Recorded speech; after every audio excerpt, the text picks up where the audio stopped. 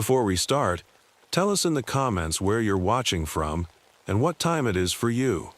If you like what you see, share it with your friends and family too. My name is James Turner, and this happened to me back in 1957 when I was working as a park ranger in Mount Baker Snoqualmie National Forest. I was 45 then, and I thought I'd seen everything life could throw at me.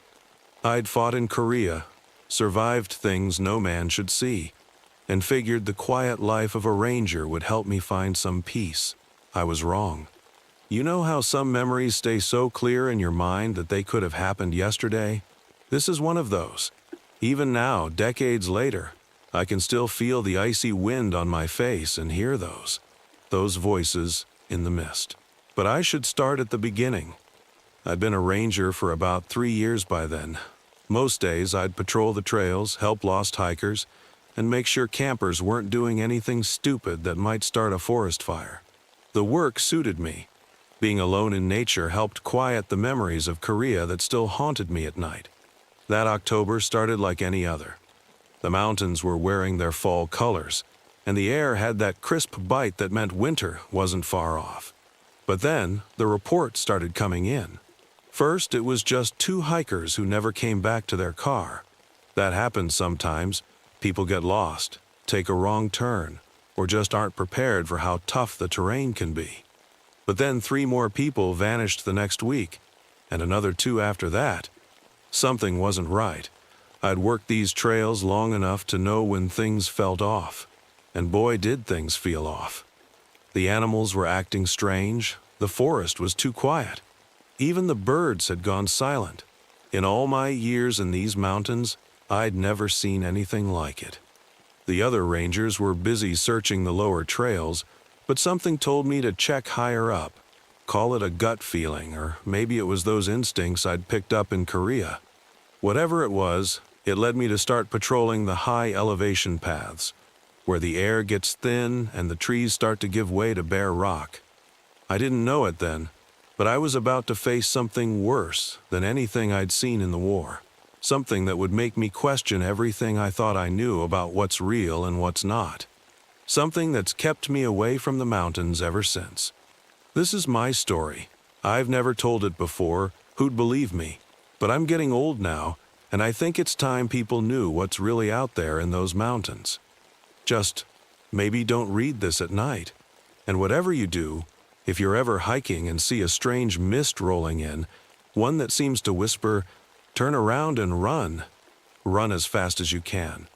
It started on a Thursday morning. The air was cold enough to see my breath, and the sky was that perfect mountain blue you only get up high. I'd packed extra supplies in my backpack, food, water, emergency flares, and my old military flashlight.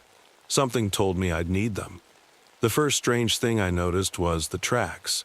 I'd been hiking for about 3 hours, checking all the spots where lost hikers might have gone off trail. That's when I saw them in a patch of early snow, footprints, but not like any I'd seen before. They looked almost human, but wrong. Too big, with marks that looked like claws at the tips, and they went straight up a cliff face that even experienced climbers would think twice about. I took some photos with my camera and marked the spot on my map. That's when I felt it. You know that feeling when you're being watched? The hairs on the back of my neck stood up, and the forest around me went dead quiet. No birds, no squirrels, nothing. Just silence. In Korea, we learned to trust that feeling. It had saved my life more than once. I unclipped the strap on my sidearm, rangers carry them for bears, and looked around slowly. Nothing moved. But the silence. It pressed against my ears like cotton wool. Then I heard it. A voice carried on the wind. Help, please help. It sounded like Sarah Mitchell, one of the missing hikers. I'd listened to her husband play a recording of her voice for us during the search briefing. But something was off about it. The voice seemed to come from everywhere and nowhere at once. I called out, "This is Ranger Turner. Where are you?" No answer. Just that awful silence again. I checked my watch, 2:30 p.m. I had maybe 4 hours of daylight left. Common sense said to mark the location and come back with a team tomorrow. But what if Sarah really was up there? In these temperatures, another night could be fatal. I radioed in my position and what I'd found. The response was mostly static, but I made out enough to know they'd received my coordinates. Then I started following those strange tracks up the mountain. Looking back now, I wish I'd listened to that little voice in my head telling me to turn back. But I'd sworn an oath to protect the people in my forest. And sometimes, doing your duty means walking straight into the dark, even when every instinct is screaming at you to run. The temperature dropped fast as I climbed higher, too fast. It was cold before, sure, but now my fingers were going numb even inside my gloves. My breath came out in thick white clouds, and frost started forming on my jacket. This wasn't normal October weather, not even up this high. That's when the mist started rolling in. At first I thought it was just regular mountain fog. We get that all the time up here, especially in the late afternoon. But regular fog doesn't move like this did. It came in low to the ground, swirling around my boots like water, and it was so thick and white it looked almost solid. Then the voices started again. Not just Sarah's this time. There were others, all calling out at once. Help us. Over here? James. Ranger James. They knew my name. How did they know my name? A memory from Korea flashed through my mind. The enemy using recorded voices to trick us at night. But this was different. These voices sounded like they were coming from inside my own head. I pulled out my flashlight even though it was still daylight. The beam caught the mist, making it glow in a way that hurt my eyes. The tracks I'd been following still led upward, now heading toward what looked like a dark opening in the rock face. My radio crackled. Through the static, I heard what sounded like my boss, Rick. James, turn back, danger. I tried to respond, but all I got was static. The mist was getting thicker now, so dense I could barely see 10 feet ahead. The cold was getting worse too. The water in my canteen had started to freeze. That's when I saw them, shapes moving in the mist. They looked like people at first, just darker patches in the white. But when I tried to focus on them, they'd disappear, only to show up again in the corner of my eye. And they were getting closer. I'd faced enemy soldiers, wild animals, and every kind of danger these mountains could throw at me. But standing there, watching those shapes circle closer in that unnatural mist, hearing those voices that couldn't be real. For the first time since Korea, I felt true fear. But I kept going. 7 people were missing, maybe dead. If there was even a chance they were still alive in that cave up ahead, I had to try. So I gripped my flashlight tighter, checked my gun, and started walking toward the cave entrance. With each step, the voices got louder, and the shapes in the mist grew bolder. I just wish I'd known then what was waiting for me in that cave. Maybe then I could have been better prepared for what happened next. The cave mouth was dark and jagged, like a bite taken out of the mountain itself. My flashlight beam seemed weaker than it should be, barely cutting through the darkness. As I stepped inside, the temperature dropped even more, so cold it hurt to breathe. The first thing I noticed was the walls. They weren't natural. Oh, the cave itself was natural enough. But the walls, they were covered in paintings. Red paintings, ancient ones. They showed stick figures running from something tall and twisted, something with antlers. And there were warnings too, carved symbols that even I recognized from my talks with the local tribal elders. They all meant the same thing. Keep out. Death here. I should have listened. The cave tunnel went down at an angle, spiraling deeper into the mountain. My boots crunched on something that I first thought was gravel, but when I aimed my flashlight down, I saw they were bones. Hundreds of them scattered everywhere. Some looked ancient, but others looked fresh. That's when I found the first backpack. It belonged to Mike Collins, one of the missing hikers. I recognized the patch he'd sewn on it. It was torn to shreds, like something with huge claws had ripped through it. A few feet away lay his camera, broken but still intact. The air got colder and heavier as I went deeper. The mist followed me, swirling around my feet and climbing the walls like it was alive. The voices were constant now, but they'd changed. They weren't calling for help anymore. They were screaming.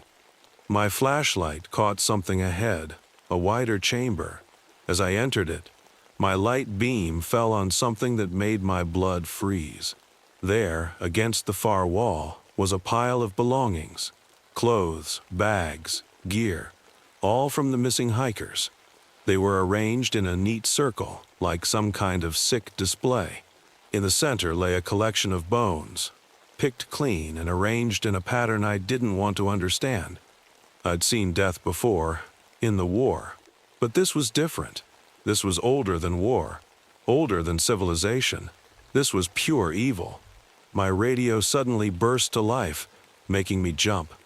Through the static, I heard Rick's voice again, clearer this time. "James, get out! It's still there! It's—" The radio died.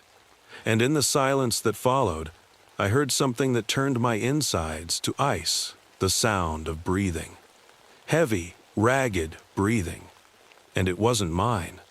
My flashlight beam caught movement on the chamber's ceiling. Something was up there, clinging to the rock like a spider. Something huge. As my light hit it, it turned its head to look at me. I saw its eyes first, glowing like hot coals in the darkness. Then the antlers, massive and twisted. Finally, its face. God help me, its face. It dropped from the ceiling, unfolding like a nightmare. It must have been 12 feet tall, standing there in front of me. Its body was all twisted bones, and gray skin pulled too tight, like something that was starving but could never die from it. Those antlers scraped the cave ceiling, and its long arms ended in claws that looked sharp as knives. But its face was the worst part. It was almost human, but stretched and wrong, with too many teeth in a mouth that was far too wide. And those eyes, they didn't just glow, they burned with a hunger that I knew could never be satisfied. My military training kicked in. I drew my gun and fired. The shots echoed through the cave like thunder. I hit it, I know I did, but the bullets just made it angry. It let out a screech that felt like icicles being driven into my ears. Then it came at me. I dove to the side as those claws slashed through the air where I'd been standing. The creature was fast, faster than anything that big had any right to be. I rolled behind a boulder, my heart pounding so hard I thought it might burst. The thing spoke then. Not in the voices it had been using to lure me in, but in its own voice, a sound like breaking ice and screaming wind. Hunger. Always hunger.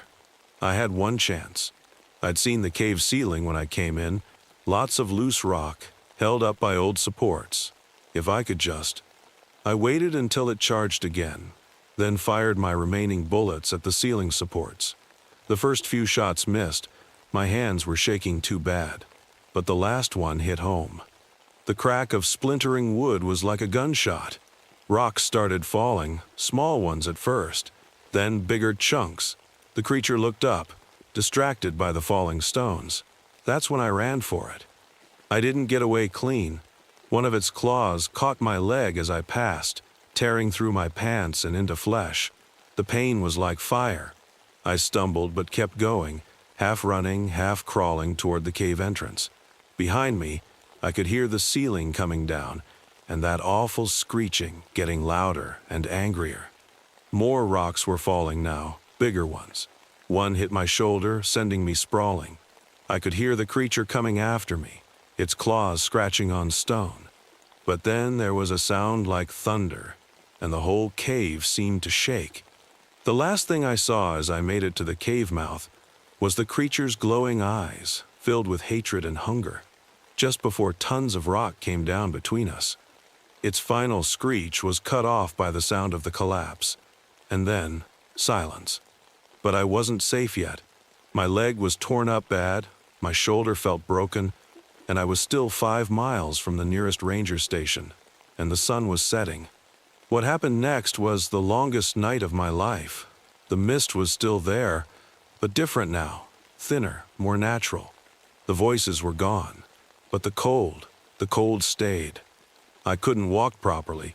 Every step was agony. So I crawled when I had to, used broken branches as crutches when I could find them. I followed the trail markers, counting them one by one. Each one meant I was a little closer to safety. The moon came up, full and bright. It helped me see, but it also cast shadows that made me jump at every movement. Was that just a tree branch moving in the wind, or was it reaching for me? Was that my own shadow on the rocks, or something else? Time became strange. I don't remember much of that journey down the mountain. Pain and cold will do that to your mind. I do remember talking to myself, singing old military songs. Anything to stay conscious. I thought about Sarah and the others. I knew now why we'd never find them. Some mysteries in these mountains were better left unsolved. Just before dawn, I saw the lights of the ranger station through the trees. I must have been quite a sight, crawling up to that door with my clothes all torn and bloody. The last thing I remember was Rick's face as he opened the door, and then everything went black. I woke up 3 days later in the hospital.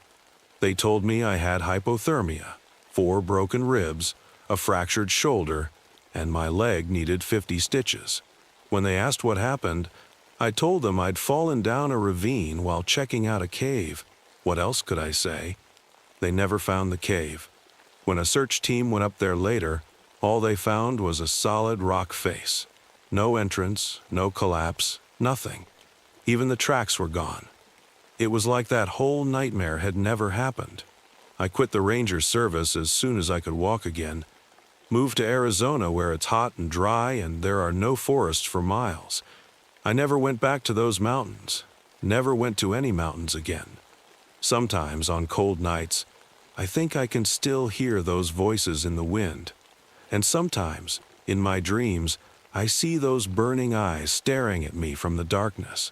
That's when I wake up sweating, even in the Arizona heat. And I know one thing for certain. It's still up there, waiting, hungry. And someday, someone else will hear voices in the mist, calling for help. I just pray they're smarter than I was, and run the other way. My name is Michael Williams, and this happened to me back in 1975, just a few months before I was supposed to retire from my job as a park ranger at Redwood National Park in California. I still remember everything like it was yesterday, even though my hair turned completely white after what happened. My doctors say it was from stress, but I know better. Some things change you forever, and what I saw in those woods, well, let me tell you the whole story. I was 52 then, and I'd spent almost 30 years walking the same trails, checking the same spots, and helping lost hikers find their way back to the parking lots. I knew every tree, every bend in the trail, and every sound these woods could make, or at least I thought I did. The redwoods had become like old friends to me. Their massive trunks stretched up into the sky like nature's skyscrapers, and the morning fog that wrapped around them felt as familiar as a warm blanket. That spring was supposed to be simple, just a few more months of my regular rounds before I could hang up my ranger hat and spend my days fishing. But then I found those footprints, and everything changed. Not the usual bear tracks or deer prints I'd seen 1,000 times before. No, these were different. They were huge, bigger than any human foot I'd ever seen, and deep, like whatever made them weighed more than a small car. But that wasn't even the strangest part. The strangest part was how they just appeared and disappeared, like whatever made them could walk in and out of thin air. I remember standing there that first morning, my coffee getting cold in my thermos, just staring at those prints. They started right in the middle of a clearing, as if something massive had just stepped out of nowhere. The prints went for about 20 feet, then vanished mid-step. Not faded out, not covered up, just gone. Like someone had erased them from the world. I'd seen a lot of weird things in my years at the park, but this was different. And it was just the beginning. I tried to forget about those footprints and go about my normal day, but something kept pulling me back to that clearing. The next morning, I noticed something else strange. The trees around the area were damaged, but not in any way I'd seen before. Some of the branches were broken clean off, way up high. I'm talking about 25 feet up in the air. Bears can climb trees, sure, but they don't snap branches that high up. And these weren't small branches either. Some were as thick as my leg. I got out my binoculars to get a better look. The breaks looked fresh, probably from last night.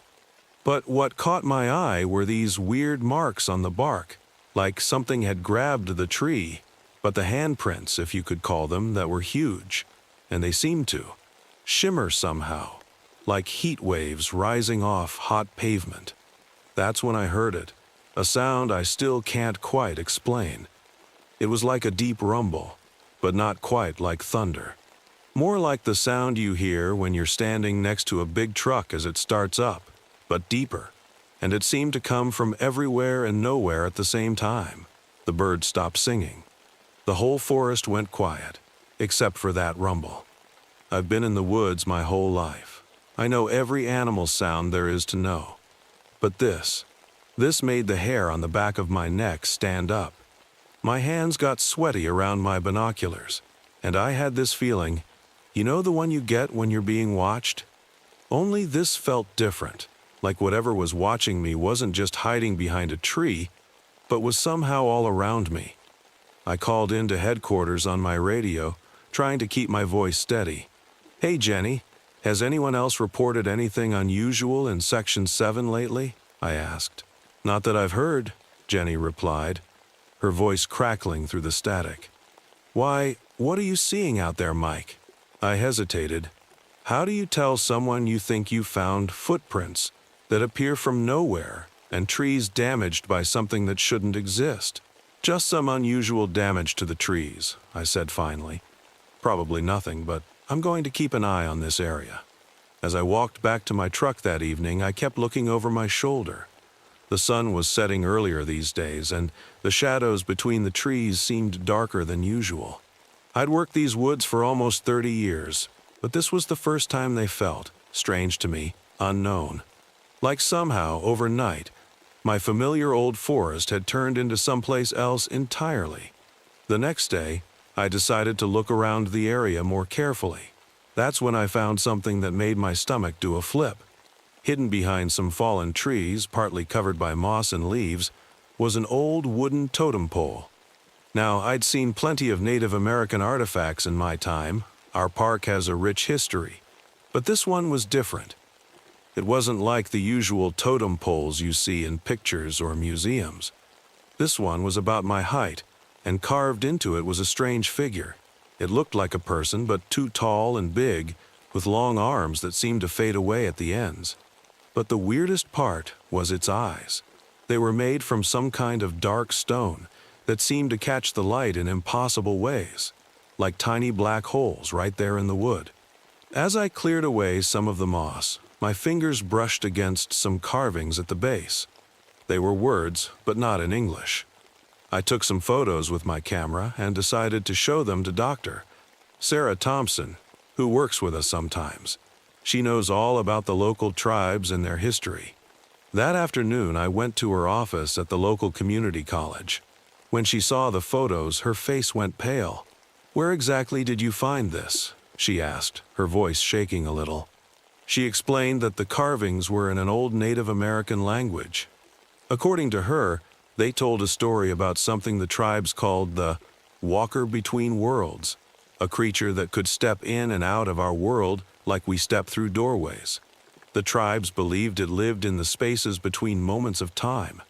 "Mike," she said, looking at me real serious, "the old stories say this being was trapped here long ago by tribal elders. They used special totems as, well, kind of like anchors, to keep it from slipping completely into our world. But they also say if the totems are ever disturbed." She didn't finish her sentence. She didn't have to. I was already thinking about those disappearing footprints, the damage high up in the trees, and that strange rumbling sound. Just then, my radio crackled to life. "Mike, you there?" It was Jenny from headquarters again. "We've got a new ranger starting tomorrow. Want you to show him the ropes." Copy that, I replied. But my mind was elsewhere. A new ranger. Normally, that would be just another day at work. But with everything that was happening, I had a bad feeling about this. A really bad feeling. The next morning, I met Tommy Chen at the ranger station. He was young, maybe 25, with a bright smile and eager eyes. Fresh out of training, full of energy and excited about his first real ranger job, he reminded me of myself 30 years ago. "It's an honor to work with you, Mr. Williams," he said, shaking my hand. "I've heard so many stories about your work here." I tried to smile back, but my mind kept wandering to that totem in the woods. Should I tell him about what was happening? Would he even believe me? We started our patrol route, and I showed him the basics: how to spot signs of campers, what to look for in terms of fire hazards, how to handle lost hikers. Tommy was a quick learner, writing everything down in his little notebook. Then it happened. We were walking past that same clearing where I'd first found the footprints, when suddenly the air felt wrong. The best way I can describe it is like when you're watching TV and the picture starts to get fuzzy, except this was happening to the whole world around us. "Do you feel that?" Tommy asked, his voice sounding strange and far away. Before I could answer, everything went dark for a split second. When my vision cleared, something was different. The sun had jumped position in the sky. It was early morning again, not mid-afternoon. My watch said 8:30 a.m., but it had just been 2:45 p.m. moments ago. Tommy looked at his phone, confused. "That's weird. My phone says it's morning, but we've been out here for hours, right?" I felt sick to my stomach. The trees around us looked exactly the same, but something felt off. Then I noticed fresh footprints in the dirt, our own footprints from that morning, when we'd first started the patrol. They were impossible to miss because Tommy had slipped a little going down the path, leaving a distinctive mark. "Mr. Williams," Tommy's voice shook slightly, "why are our footprints from this morning still fresh? And why does everything look exactly like it did when we started our shift?" The rumbling sound I'd heard before started again, but this time it was louder, closer. The air began to shimmer around us, like heat waves on a summer road. And through the trees ahead, I saw something move, something tall, much taller than any person should be. "Stay very still," I whispered to Tommy, but he was already backing away slowly. That's when we saw it clearly. Between two massive redwoods stood a figure that must have been at least 12 feet tall. It looked almost human, but wrong somehow, like a TV picture that keeps jumping and breaking up. One moment it was solid. The next, it was like I could see right through it to the trees behind. Its eyes glowed with the same strange darkness as the stones in the totem. Tommy raised his radio to call for help. Everything after that happened so fast. The creature moved, not like running or walking, but like a video skipping ahead. 1 second it was by the trees. The next, it was right in front of us. The air crackled with energy, like right before a lightning strike. "Run!" I yelled, grabbing Tommy's arm. But as we turned, the ground beneath us started to ripple like water. Tommy lost his balance and fell. I reached for him, but my hand went right through his arm, like trying to grab smoke. He screamed, a sound I'll never forget, and then he was just gone. Vanished, like he'd never been there at all. I stood there, frozen, my hand still reaching out to where Tommy had been. The creature made that deep rumbling sound again, but this time it almost seemed like laughter. When I looked up, it was gone too. My radio crackled. "Mike, you there?" Jenny's voice came through. "New Rangers here. Want you to show him the ropes." My blood ran cold. I looked at my watch, 8:30 a.m. again. The same message, the same morning, just like before. I ran to the ranger station, my heart pounding. And there he was, Tommy Chen, alive and well, with that same bright smile, holding out his hand to shake mine. "It's an honor to work with you, Mr. Williams," he said, exactly like before. "I've heard so many stories about your work here. I must have looked like I'd seen a ghost, because his smile faded. "Sir, are you okay?" No, I wasn't okay. I just watched this young man disappear into thin air, and now here he was again, with no memory of what had happened. But this time, I knew what we were dealing with. This time, I had to find a way to keep him alive. "Tommy," I said, trying to keep my voice steady, "we need to talk about something important. Something about this forest that's not in any training manual." I tried everything I could think of. In one loop, I convinced Tommy to stay at the ranger station, but the creature found us there instead, and the day reset again. In another, we tried to leave the park completely, but our truck broke down mysteriously right near that clearing. Each time, something went wrong. Each time I lost him. 5 times, 10 times, 20 times. I lived that same day over and over. Sometimes Tommy would believe my warnings. Sometimes he'd think I was crazy. I started to feel crazy myself. The only thing that kept me going was knowing I had to find a way to save him. I began to notice patterns. The creature always appeared when the air started to shimmer. It always made that rumbling sound first, and it seemed drawn to the area around the totem, like a moth to a flame. On what must have been my 30th try, I took Tommy straight to Dr. Thompson. This time, instead of just looking at photos, we brought her to the totem itself. As she studied the carvings more closely, her eyes went wide. "Look at this part here," she pointed to some marks near the bottom. "It's not just a story about trapping the creature, it's instructions. The tribal elders didn't just trap it. They bound it to our world through these totems. That's why it can't fully leave, but it can't fully enter either. It's stuck in between." "So, how do we stop it?" Tommy asked. He believed us this time, thank goodness. "According to this," Dr. Thompson said, running her fingers over the carvings, "destroying the totem might free it completely, letting it leave our world for good." But she never got to finish. The air started to shimmer again, stronger than ever before. The rumbling sound came from all directions. I grabbed Tommy's arm. I wasn't going to lose him again. But this time was different. As the creature appeared, its form more solid than I'd ever seen it, I noticed something.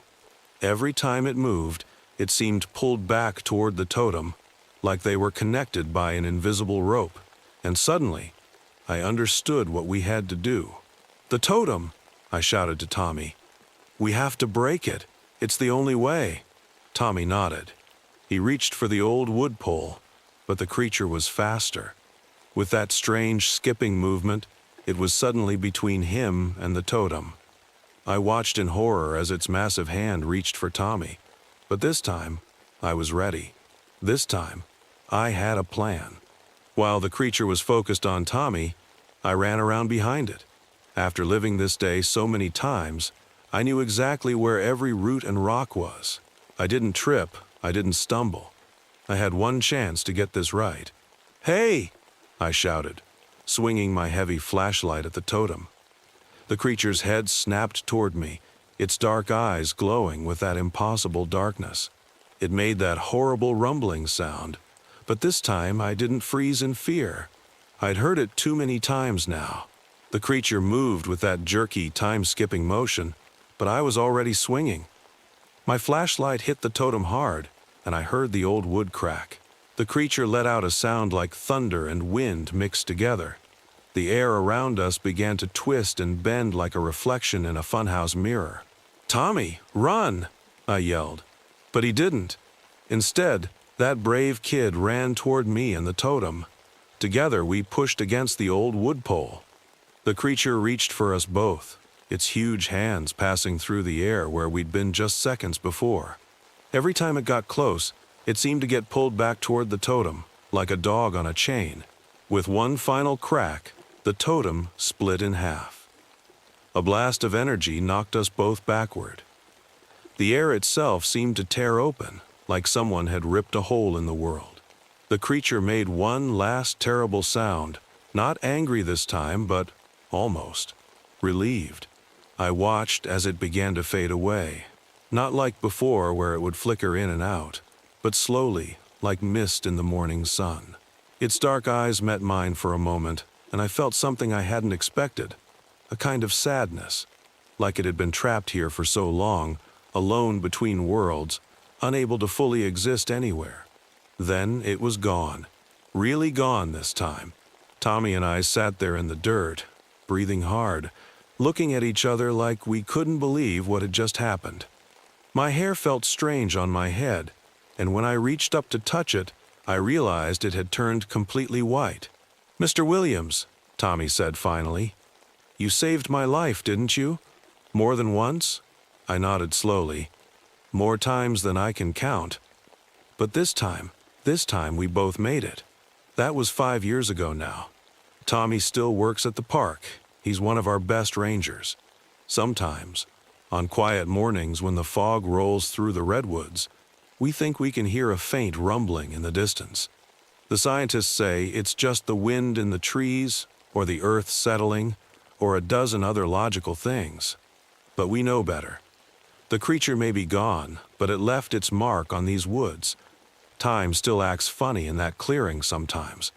Hikers occasionally report their watches running backward, or seeing the same bird fly past them over and over. We put up warning signs about unusual magnetic activity in the area. As for me, I never did retire. How could I? Someone needs to keep an eye on things, to make sure no one else finds any ancient totems in these woods. Because sometimes, the strangest things in this world aren't the mysteries we solve, but the ones we learn to live with.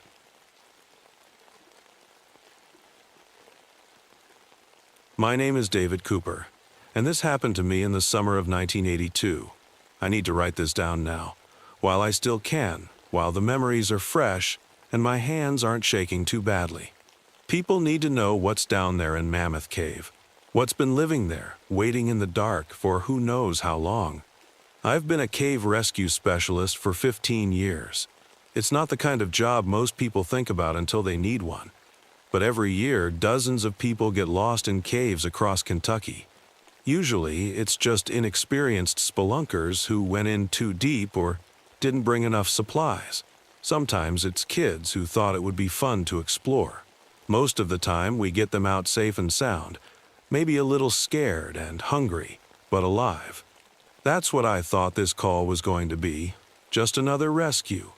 3 missing spelunkers who hadn't come back from their expedition. Their families called it in after 48 hours of no contact. Standard procedure. I remember checking my gear that morning. Fresh batteries for the lights, extra rope, first aid supplies, radio equipment.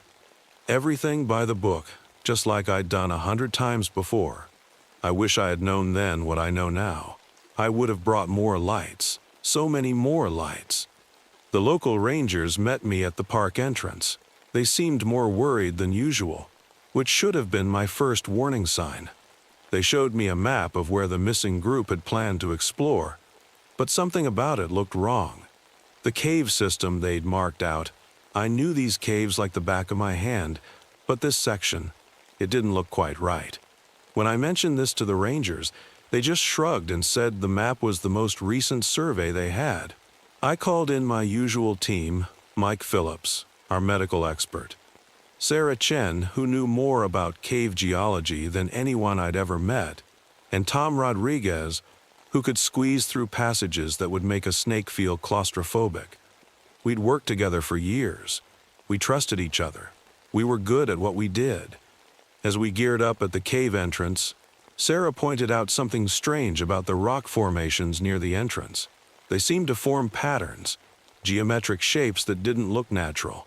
I didn't think much of it at the time. I was more focused on the rescue plan, on getting those 3 missing people out safely. If only I'd paid more attention to those patterns. If only I'd listened to that small voice in the back of my mind that was screaming at me to turn around and never look back. But I didn't. Instead, I clicked on my headlamp, checked my radio one last time, and led my team into the darkness. I didn't know then that the darkness was hungry, and it had been waiting for us. The first hour in the cave was normal enough. We followed the main passage down. marking our path with neon tape like we always did. The beam of my headlamp cut through the darkness, bouncing off wet cave walls. Water dripped somewhere in the distance. That's usually a comforting sound in a cave. It means you're not too deep, that there's still a connection to the surface world. "Check the map again," I told Sarah as we reached a fork in the tunnel.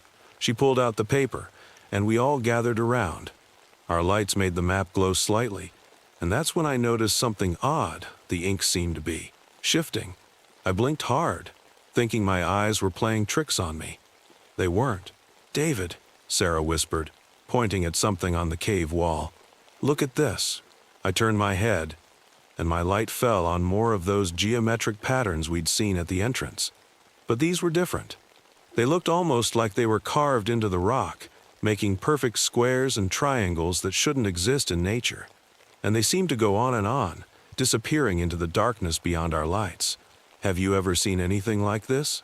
Tom asked, running his hand over the patterns. His voice echoed strangely in the tunnel. Before I could answer, Mike called out from a few feet ahead, "I found something." We hurried over. There, on the ground, was a candy wrapper.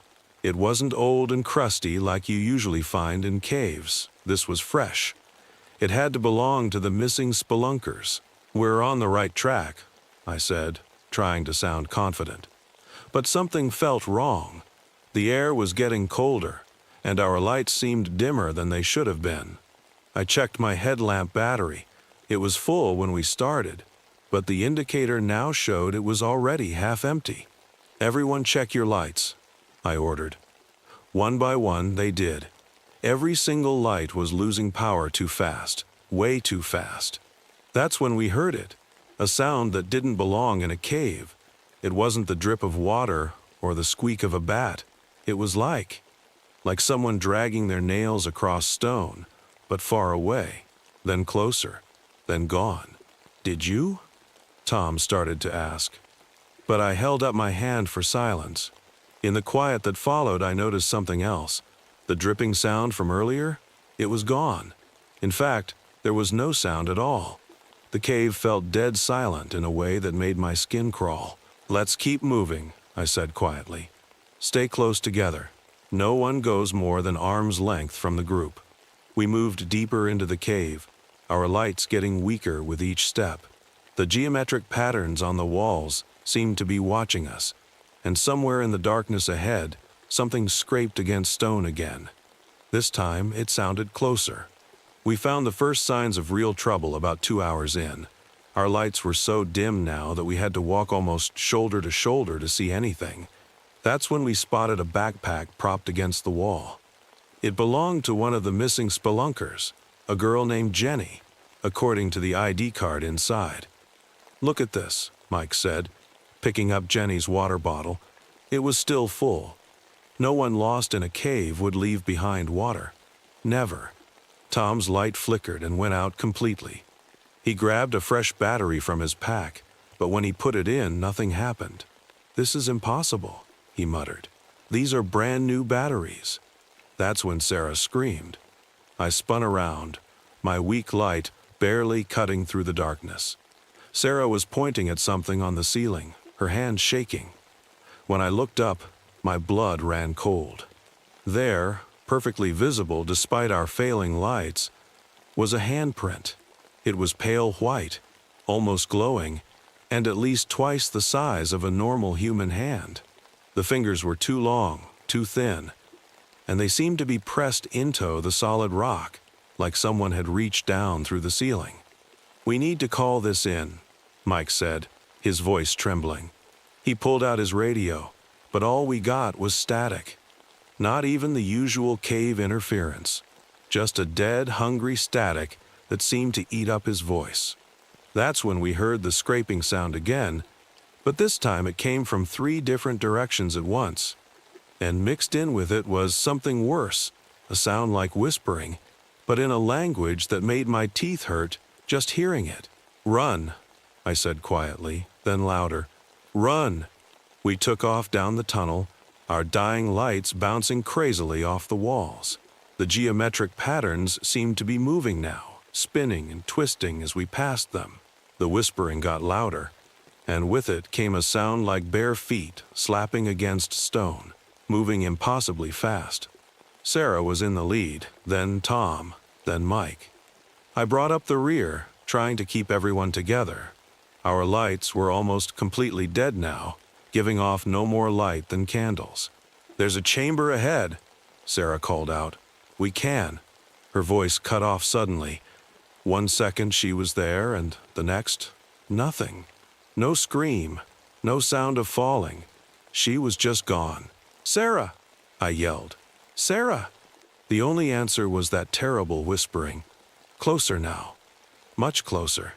And in the last flickering light of my headlamp, I saw something move in the darkness ahead. Something pale and twisted that shouldn't exist. Then my light died completely. In the pitch black, everything got worse. I could hear Tom and Mike breathing hard somewhere near me, but I couldn't see them, not even a hand in front of my face. "Everyone hold hands," I ordered. "Form a chain." I felt Mike grab my hand, his palm sweaty and shaking.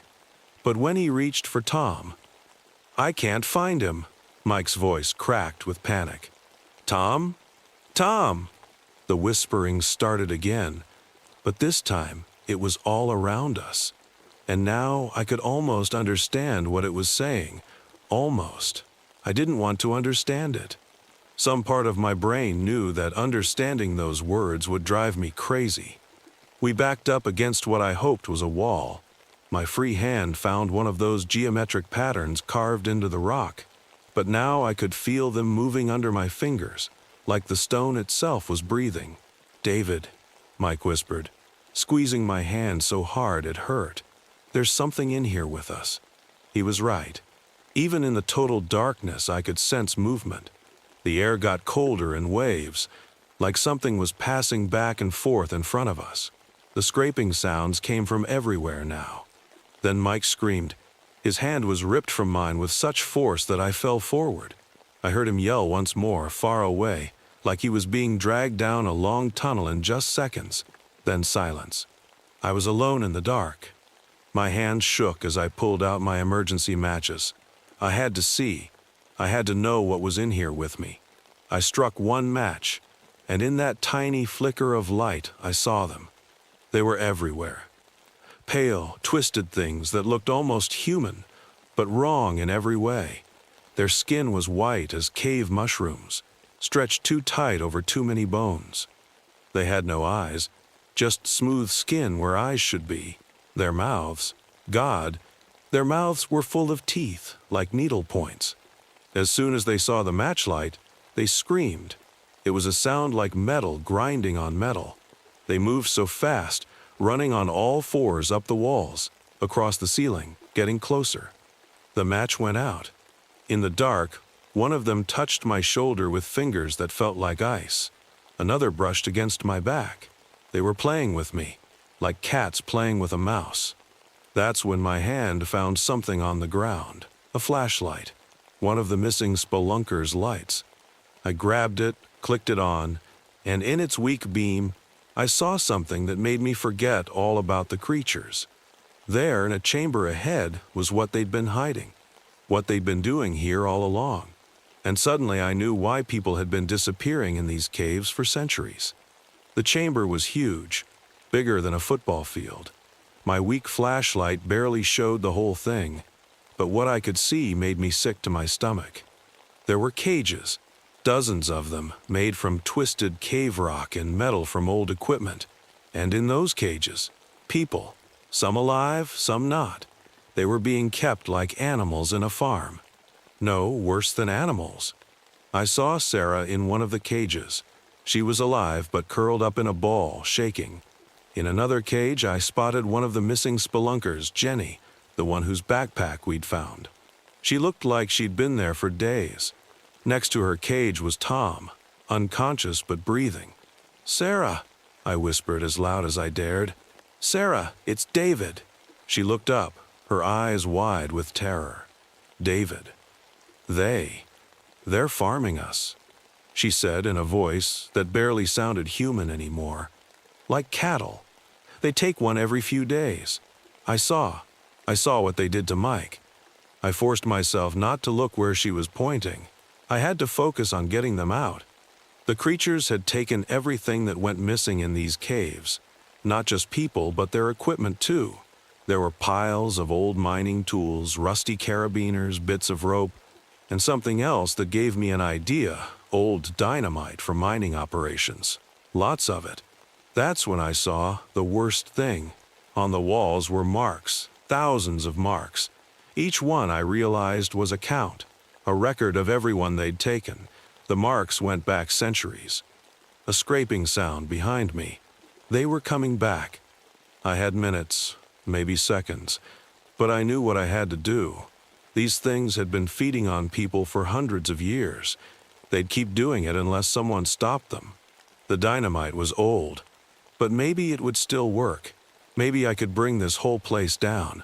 "Sarah," I said quickly, "where's your backup radio? The small one?" In my pocket," she said. "They didn't find it." I reached through the cage bars and grabbed it. It was one of those new emergency models, built to work even deep underground. Our last chance to warn people. The creatures were getting closer. I could hear that awful whispering again, but now I understood why they whispered. They were talking about food, about us.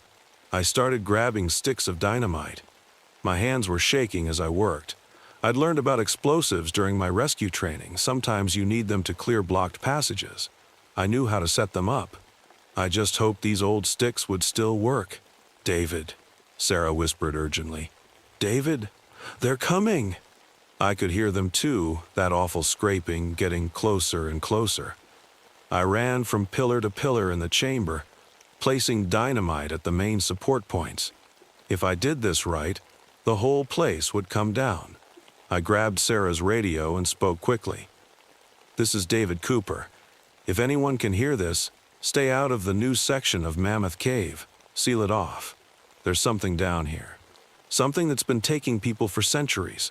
I'm going to try to trap them, but if I don't make it, you have to make sure nobody ever comes down here again." The creatures burst into the chamber from every direction at once, crawling across the ceiling, running up the walls.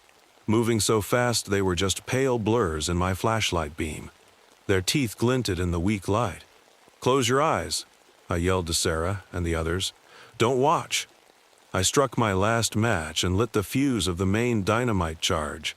The creatures saw the flame and screamed that horrible metallic scream. They knew what fire meant. They feared it. I had maybe 30 seconds before the first charge went off. I ran to Sarah's cage and smashed the lock with a rock I found. "Run," I told her. "Get Tom and Jenny out. Follow the markers we left. They're glowing tape. You'll see them even in the dark. Don't stop for anything." "What about you?" Sarah cried, helping Tom to his feet. "I have to make sure these charges all go off. I have to make sure these things never hurt anyone again." The first creature reached for me with its long, pale fingers. I swung my flashlight at it like a club. 20 seconds left. "Go," I screamed at Sarah. She helped Tom up, grabbed Jenny, and they started running. Some of the creatures moved to follow them. I waved my flashlight wildly. "Hey, hey, I'm right here, fresh meat right here." It worked. They turned back to me, all of them. Dozens of eyeless faces, dozens of mouths full of needle teeth. 10 seconds. I backed up toward the main support pillar, where I'd put the biggest charge. The creatures followed, getting closer and closer. 5 seconds. "You've had your last meal," I whispered. The first charge went off, then the second. The creatures screamed as rocks started falling. They tried to run, but I'd planned the charge as well. The ceiling came down in big chunks, blocking the exits. The last thing I saw was pale shapes being crushed by falling rocks. The last thing I heard was their screams turning to whimpers. Then everything went black. They tell me Sarah and the others made it out. They told their story, but nobody really believed them. The cave entrance disappeared, collapsed in on itself so completely that nobody could find it again. The whole section vanished from every map, like it had never existed. But it did exist. I'm writing this from my hospital bed. They found me 3 days later, crushed under the rocks but somehow still alive. The doctors say I won't make it through the night. Before I go, I need people to know what happened. What's really down there in the dark? And if you're reading this and you ever find a cave with strange geometric patterns on the walls, run. Run while you still can, because the dark is hungry, and it's still waiting.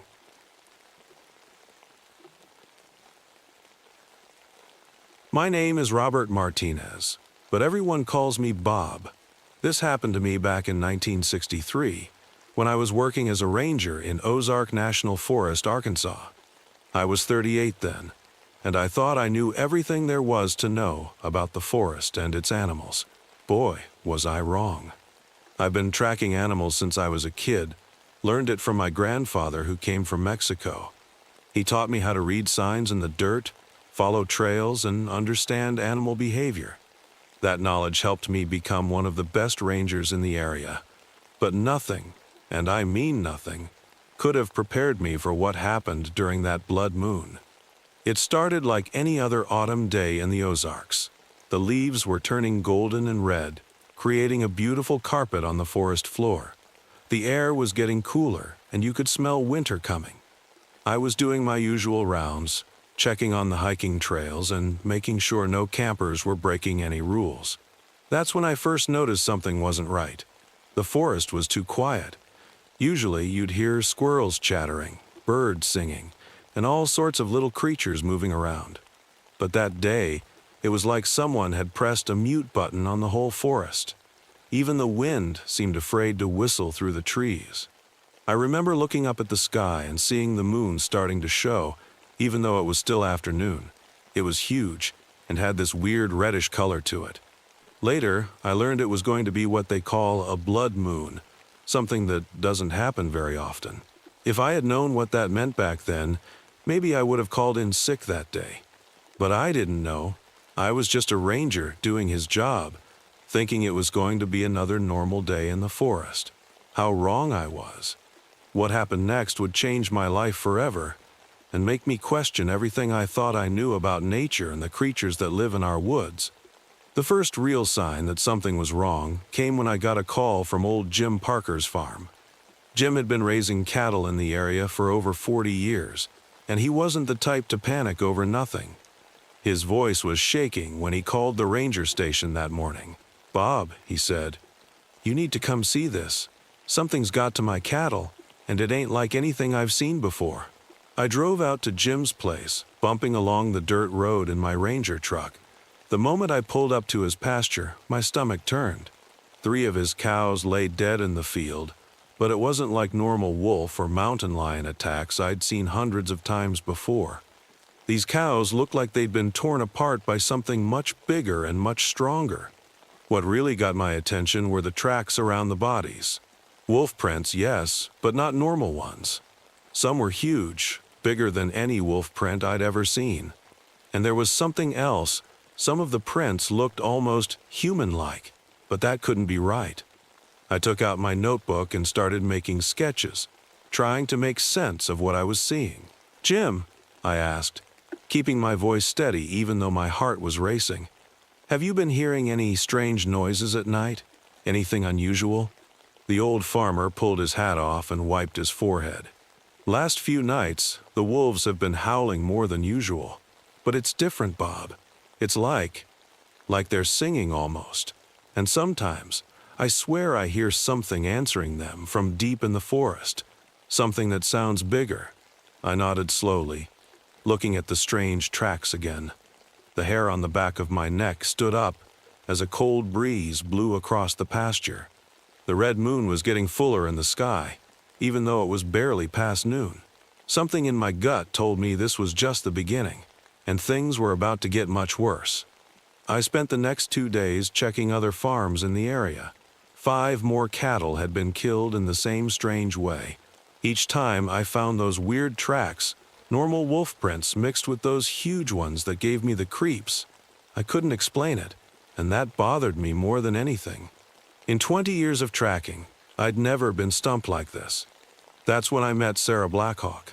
I was driving back from another farm visit when I saw an old Cherokee woman walking along the road. Something made me stop. Maybe it was the way she stood there like she was waiting for me, or maybe it was because she didn't seem surprised at all when I pulled over. "You've seen them, haven't you, Ranger Martinez?" she said before I could even introduce myself. Her voice was soft but strong, like wind through old trees. The tracks that don't make sense, the animals torn apart by something too strong to be normal wolves. I felt a chill run down my spine. "How do you know about that?" She smiled, but it wasn't a happy smile. My grandmother told me stories about times like this, when the moon turns red. The old ones called them the people of the blood moon, creatures that walk like men but run with wolves. They come back when the moon bleeds, and they make the normal wolves serve them. I wanted to tell her that was just a story, but I couldn't, not after what I'd seen. She must have read the doubt on my face because she reached into her bag and pulled out something wrapped in old leather. "Take these," she said, handing me the package. "They belong to my grandfather. He faced these creatures once, long ago." Inside the leather wrap were 5 silver bullets. They looked old, handmade, with strange marks carved into them. Under normal circumstances, I would have laughed at the idea of silver bullets. But these weren't normal circumstances, and something about those bullets felt right. "Why are you giving these to me?" I asked. "Because," she said, looking up at the red moon that was getting fuller and brighter each day, "they're coming back, and this time, they're hungry for more than just cattle. The wolves are already singing to them. Soon, very soon, they'll answer that call." As if to prove her point, a wolf howled in the distance. But this howl was different, deeper, almost like words, and somewhere, much deeper in the forest, something howled back. Something that made every hair on my body stand up straight. The old woman gripped my arm. "Be careful, Ranger. When the moon is fullest and reddest, that's when they'll come. Normal bullets won't stop them. Only silver can hurt what walks between the world of men and wolves." I watched her walk away, those silver bullets feeling heavy in my pocket. Part of me still wanted to dismiss it all as superstition, but deep down, I knew she was right. Something was coming, something that would make me grateful for every single one of those silver bullets. 2 nights later, I saw them for the first time. The moon was almost full now, hanging in the sky like a giant red eye. I was checking the North Trail near Black Rock Ridge, my flashlight beam cutting through the darkness. The silver bullets were in my pocket. I'd been carrying them everywhere since Sarah gave them to me. The wolves started howling around 9 p.m. At first it was just 1 or 2, but soon the whole forest seemed to be alive with their songs. I'd heard wolf howls 1,000 times before, but this was different. They weren't just calling to each other, they were calling something else. That's when I saw the first normal wolf. It walked right across my trail about 50 feet ahead, and it didn't even look at me.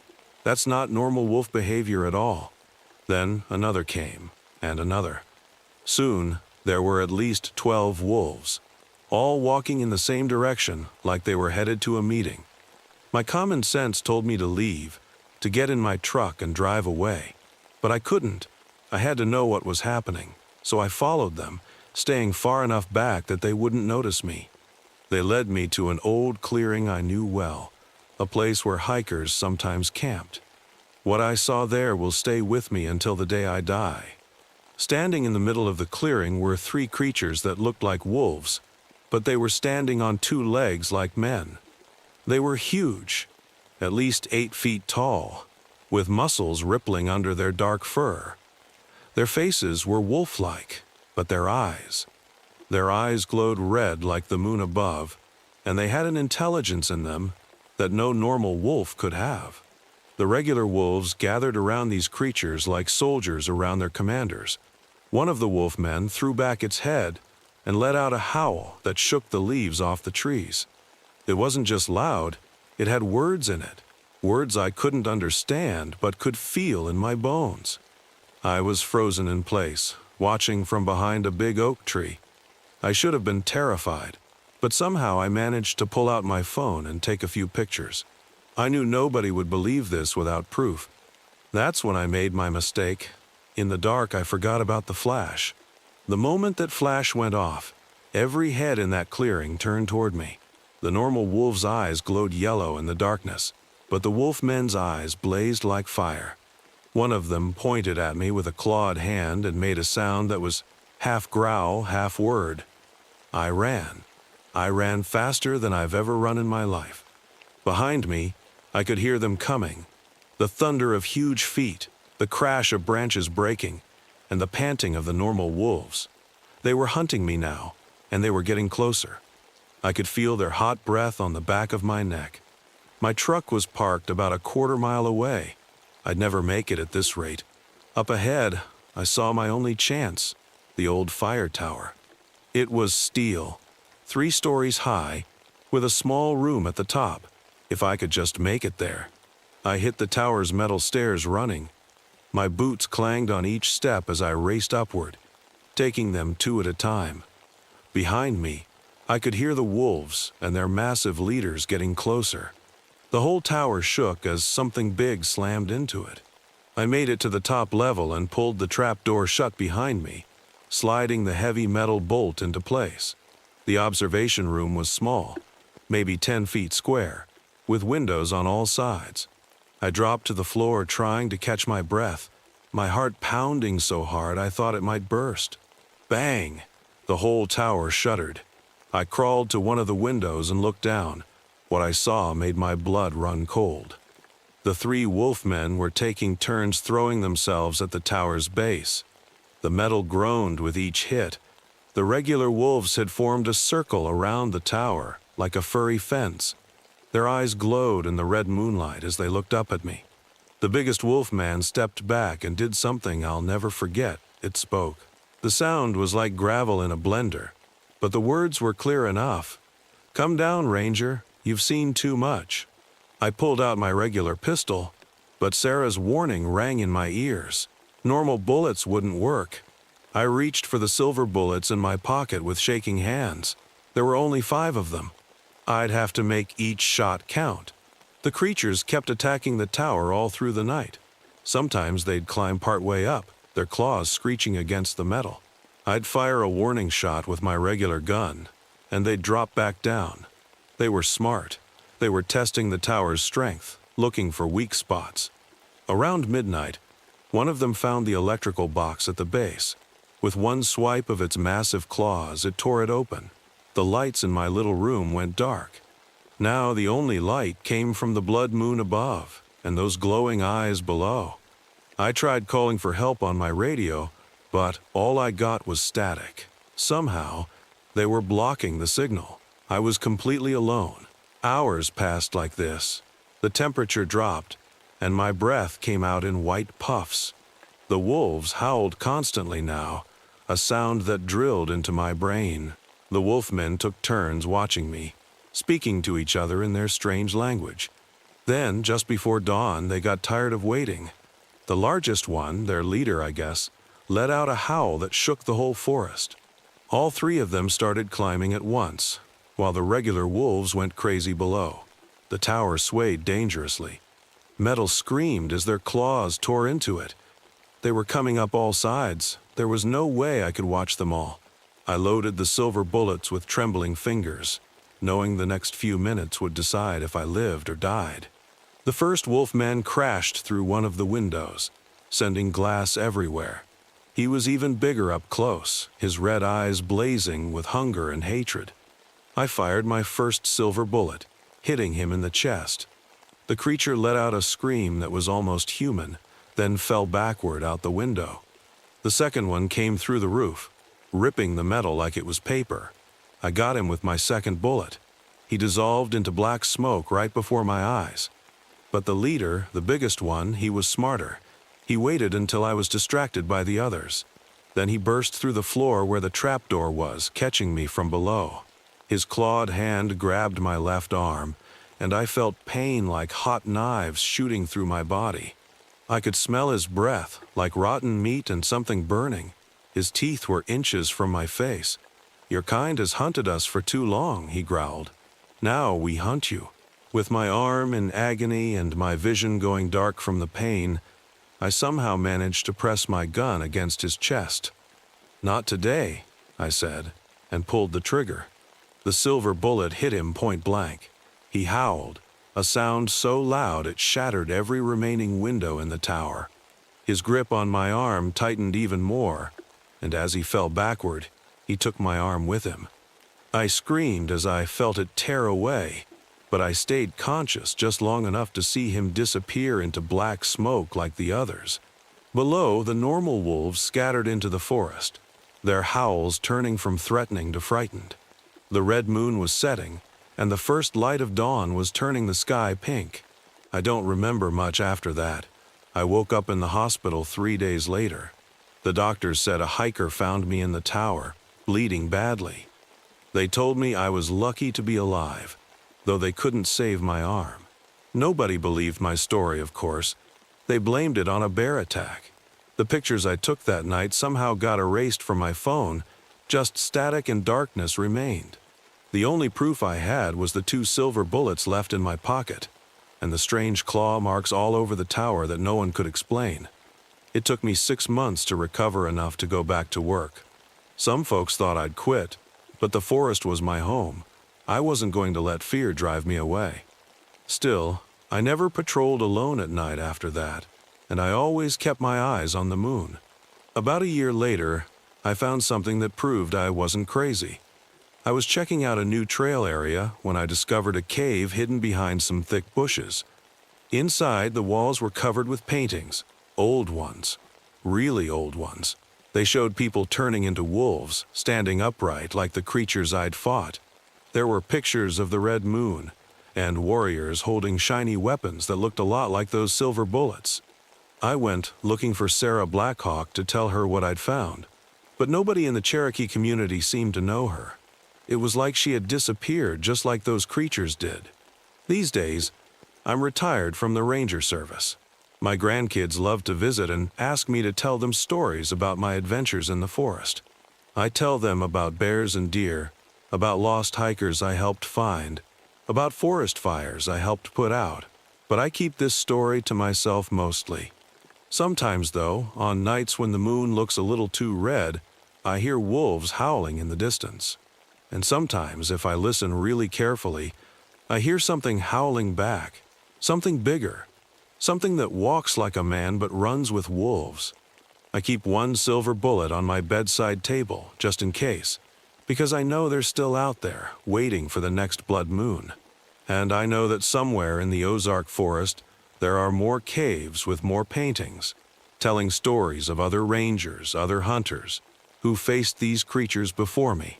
The forest keeps its secrets well, but sometimes, on the right night, under the right moon, those secrets come out to hunt.